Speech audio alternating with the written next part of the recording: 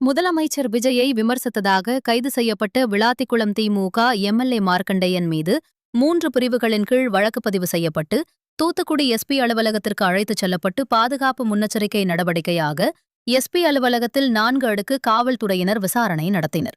15 நாள் நீதிமன்ற காவலில் அடைக்க நீதிமன்றம் உத்தரவிட்டது.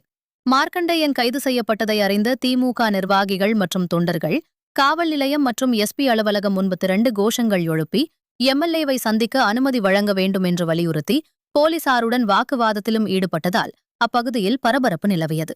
முன்னாள் சபாநாயகர் அப்பாவு, முதலமைச்சர் எந்த மொழியில் பேசினாரோ அதே மொழியில்தான் மார்க்கண்டேயன் பதிலளித்துள்ளார் என்று சட்டப்பேரவை மற்றும் கரூர் பொதுக்கூட்டத்தில் முதலமைச்சர் பேசிய கருத்துக்களையும் அவர் சுட்டிக்காட்டினார்.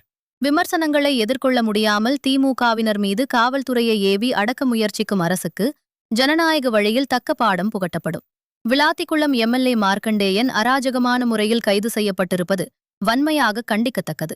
அவரை உடனடியாக விடுதலை செய்ய வேண்டும் என திமுக எம்பி கனிமொழியும் கடும் கண்டனம் தெரிவித்துள்ளார். எங்கள் தலைவர் மு.க.ஸ்டாலினை முட்டாள் முதலமைச்சர் என்று ஆதவ் அர்ஜுனா கூறியபோது நாங்கள் கைது செய்தோமா என்று முன்னாள் அமைச்சர் அனிதா ராதாகிருஷ்ணன் கேள்வி எழுப்பியுள்ளார்.